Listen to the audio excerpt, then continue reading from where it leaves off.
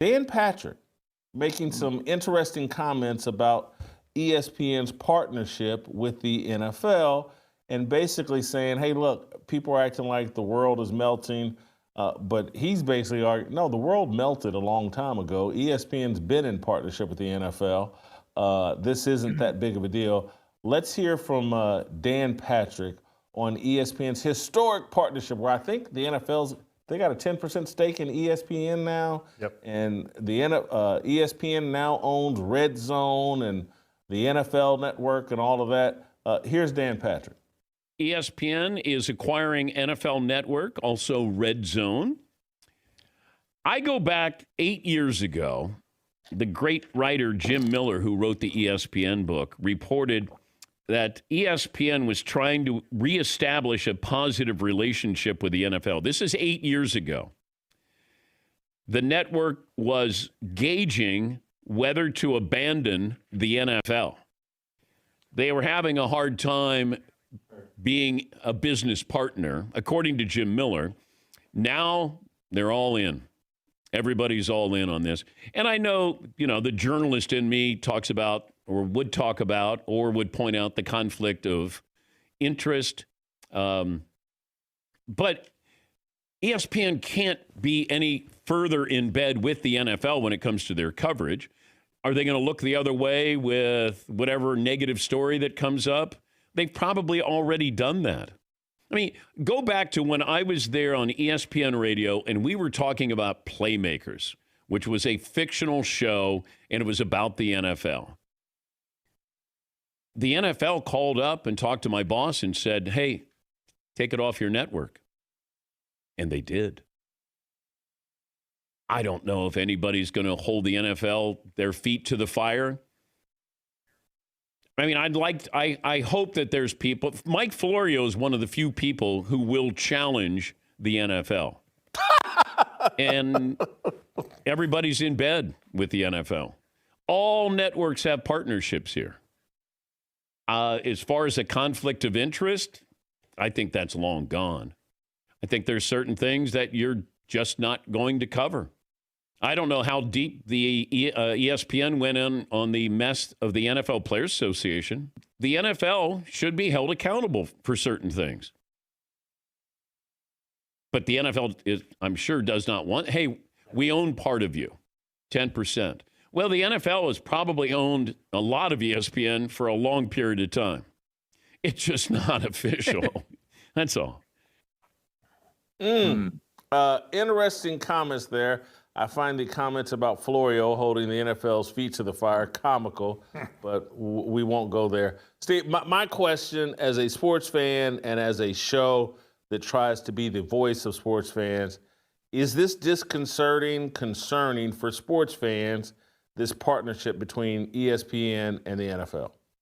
It could be. And speaking as a NFL Red Zone fan, they better not touch Scott Hansen, because that ain't broke. There is no need to fix NFL Red Zone, but there is a fear out there on social media, and I think they're valid concerns.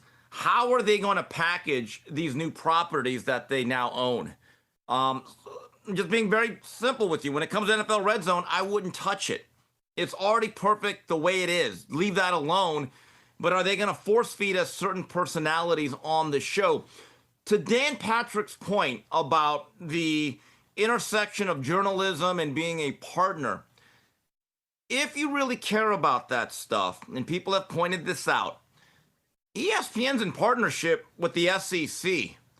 And you look at the way they push that particular conference when it comes to football, it's pretty noticeable. There's an agenda that they push. But to be fair, Jason, and Dan Patrick also stated this, they've been pushing the NFL agenda for at least 25, if not 30 years. At least now, the lines are no longer blurred. I thought they played rough with the NFL for a stretch, particularly under John Skipper, and they got crossways.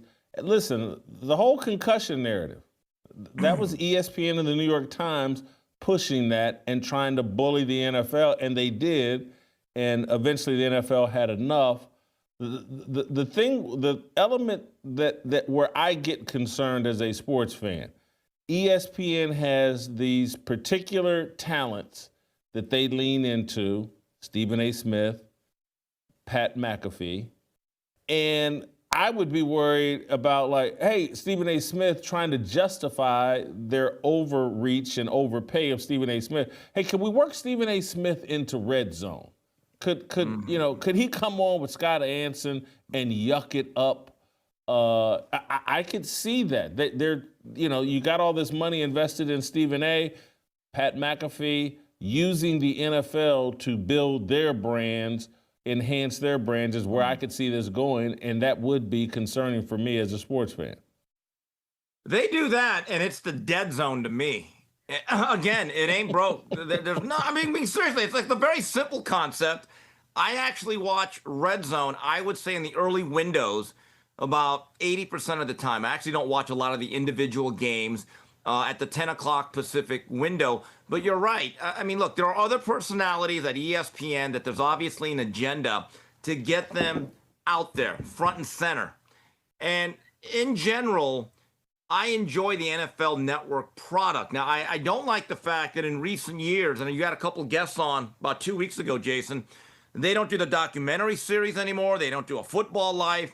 They don't even really have some of their studio shows anymore. I actually look at the bright side, saying if they get this infusion of cash or capital, maybe they bring back some of that. So I don't look at this completely as doom and gloom, because I've always thought ESPN, it was in their interest to have the NFL as part of their franchise and to push it. And quite frankly, I don't think it's really been all that negative for the fans the past 2 decades. I think this is a good thing. I think every network and organization should just come out and tell you who owns them all the time. That's all this is. Everything is out on the table.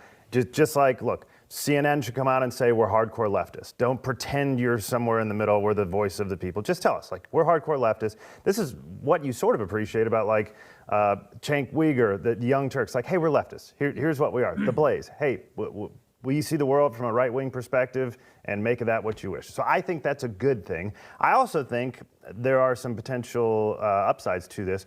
Roger Goodell hinted at a college football Red Zone that may be coming now because ESPN bought the rights to Red Zone.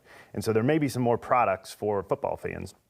The one thing that does concern me long term, this doesn't change anything for ESPN. It may end up being a good thing. It's probably a worse thing for us financially. Every decision that's made is worse financially for sports fans since they've undone the cable bundle. The amount of streaming services that you have to buy to watch all the games now is astronomical. You might as well be dropping $1,000 to get everything, and you probably are if you're getting Sunday Ticket and all that. But Roger Goodell, he said either yesterday or this morning, look, our competitors aren't the NBA and MLB. It's Apple and Google. They're so far above everybody right now, and they know it, that who's actually going to do the real journalism so that you get a real look at what's going on? And I mean, I'll throw that on your lap. You were one of the real journalists. We were talking about this yesterday, where you'd be put in a room and they would actually call on you at the time. I remember I don't know if it was an all-star game where you were going back and forth with Kobe about, hey, is that a shot at the young guys? You said you kind of like the veteran. One of the few guys that would do that. Those people don't exist anymore.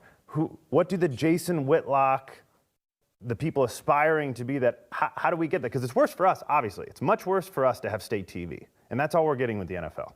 That's all we're getting, and that's all we're going to get. And now, so in ESPN, they have no interest in the NFL giving access to journalists that won't stick to the ESPN narrative. Independent journalists and stuff like, again, as I mentioned yesterday, it's like Outkick struggling from time to time to get credentials because there's certain questions they don't want asked, and they'll have these ESPN puppets that will, and that sounds horrible, and I know these people all think that they're, legitimate journalists, but they know that there's certain questions they have to avoid, certain obvious things they have to avoid. This is the slippery slope, and it's getting worse. I don't see this as a good thing.